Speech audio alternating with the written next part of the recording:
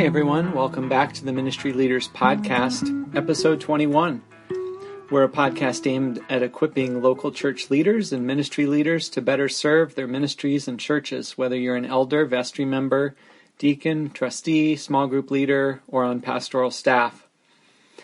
What a couple weeks we've had in America. We're still dealing with and struggling with the effects of a global pandemic, which has quarantined us to our houses, shut down our schools and businesses.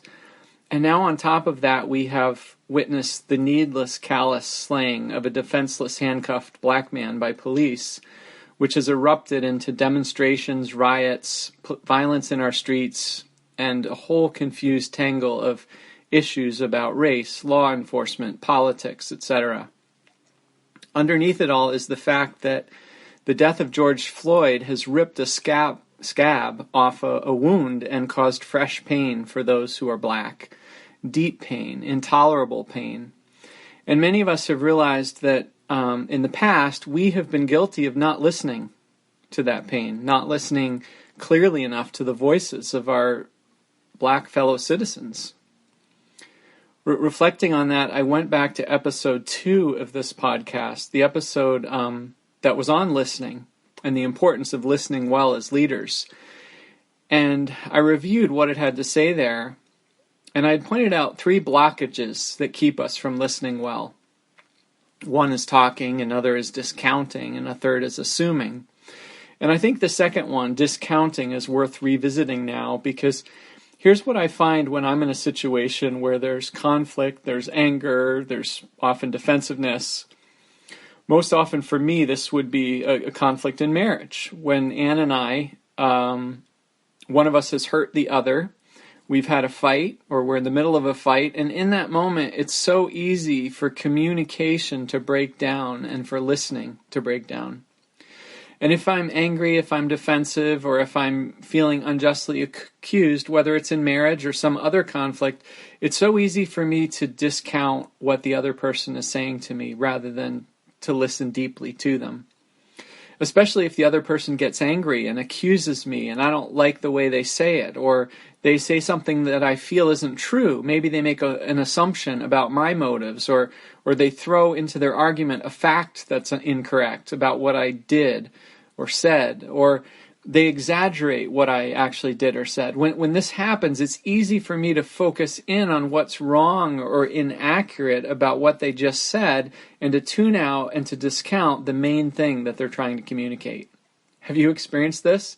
You're having a fight with someone and communication breaks down because one or both of you are not communicating well, and pretty soon the conflict moves from the original issue to something that one of you said along the way, and now you're fighting about that instead of the original thing.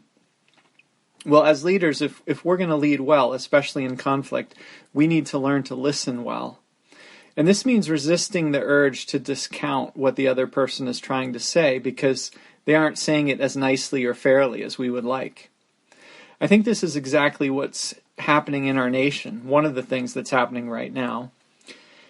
And so it's so easy for us to pick up on something that's been said in the heat of this conflict, whether it's that we sense media bias or we disagree with the political slant someone's taking on the issue, or we feel they're not sharing the full story or all the facts of the situation or giving equal billing to everyone hurt in the conflict, right? All these issues which are important, but which can cause us to miss what the main point of the argument was about in the first place.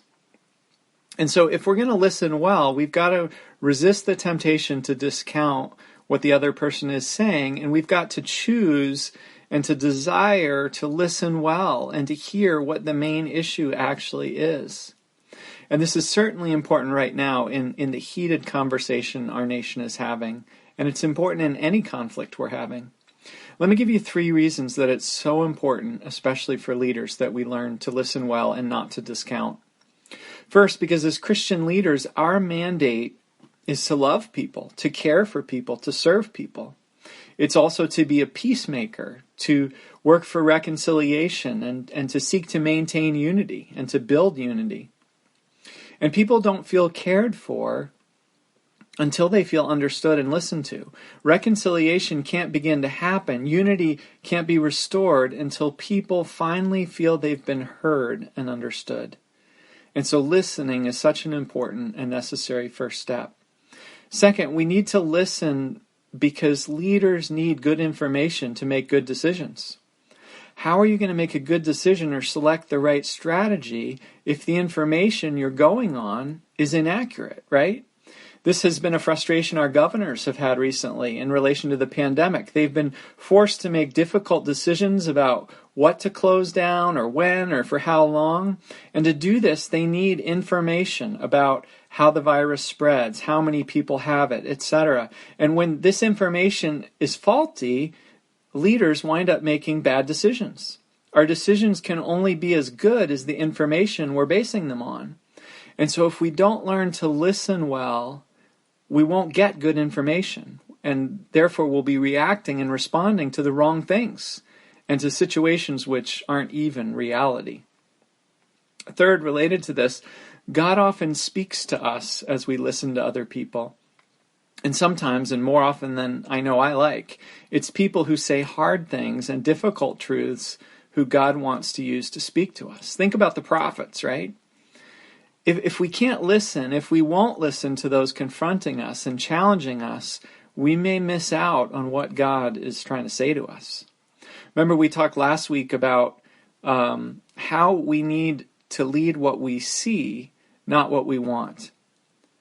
And to lead what we see means learning to listen, to discern, to notice what God is doing, and to keep in step with that, rather than plunging forward with our own agendas and possibly missing out on what God is doing. If we're going to participate in what God is doing in the world, we have to learn to listen well, to listen to God, but often what God wants to say to us comes through the voices of other people, sometimes voices we may not want to hear. So as leaders, we need to grow at listening. And this means, among other things, resisting the urge to discount what people are saying just because we don't like the way they're saying it. If we can press in and force ourselves to listen anyway, we'll learn much better. We'll lead much better as a result.